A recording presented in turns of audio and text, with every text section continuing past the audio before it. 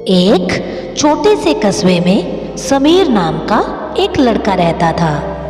बचपन में ही पिता की मृत्यु हो जाने के कारण परिवार की आर्थिक स्थिति बड़ी दयनीय थी। समीर की माँ कुछ पढ़ी लिखी जरूर थी, लेकिन उतनी पढ़ाई से नौकरी कहाँ मिलने वाली थी।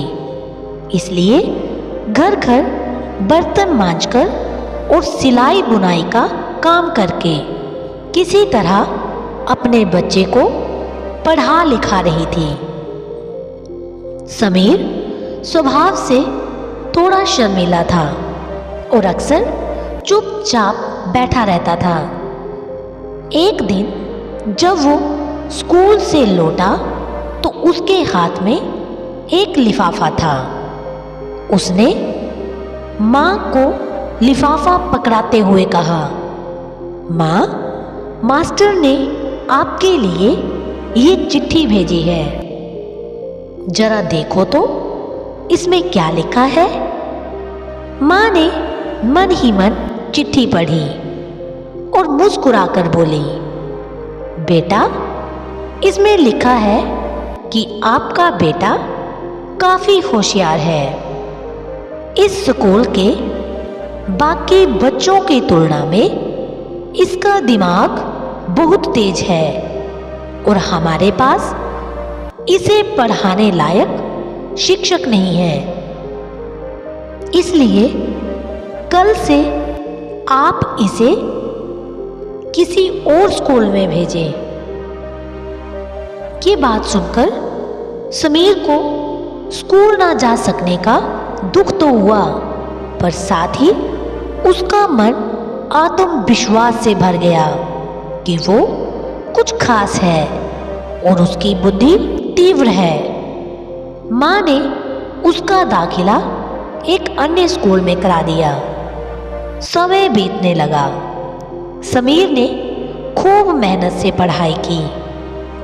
आगे चलकर उसने सिविल सर्विसेज परीक्षा भी पास की और IAS ऑफिसर बन गया।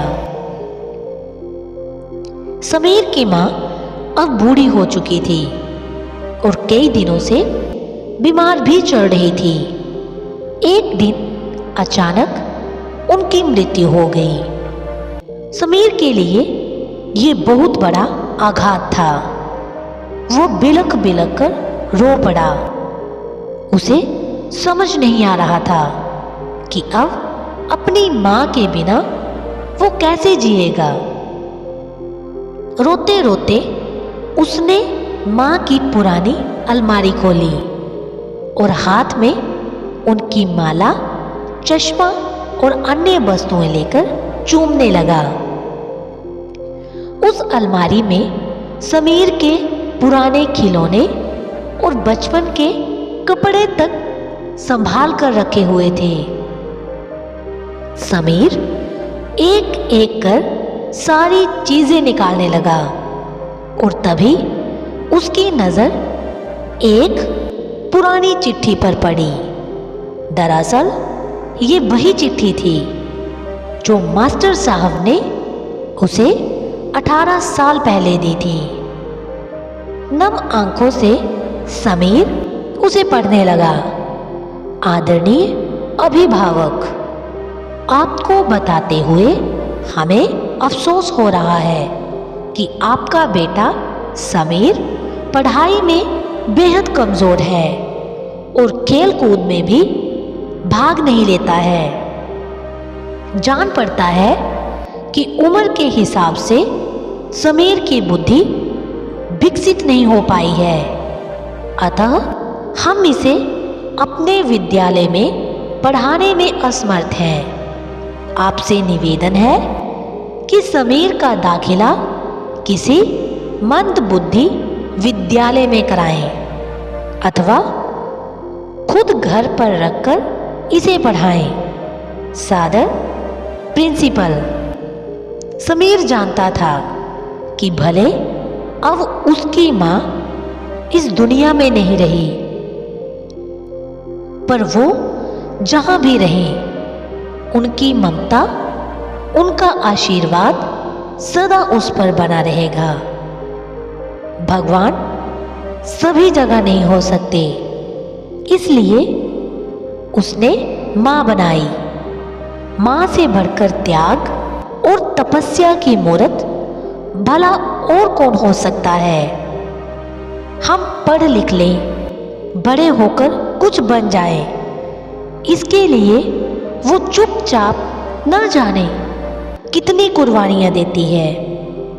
अपनी जरूरतें मारकर हमारे शौक पूरा करती है। यहां तक कि संतान बुरा व्यवहार करे तो भी मां उसका भला ही सोचती है। सचमुच मां जैसा कोई नहीं हो सकता। कहते भी हैं मां वो है जो सबकी जगह ले सकती है, लेकिन उसकी जगह कोई नहीं ले सकता। ये थी आज की कहानी। फिर मिलेंगे नई कहानी के साथ। तब तक के लिए अपना ख्याल रखना और ऐसी ही कहानियाँ सुनने के लिए चैनल को सब्सक्राइब और बेल आइकन को प्रेस करना मत भूलना।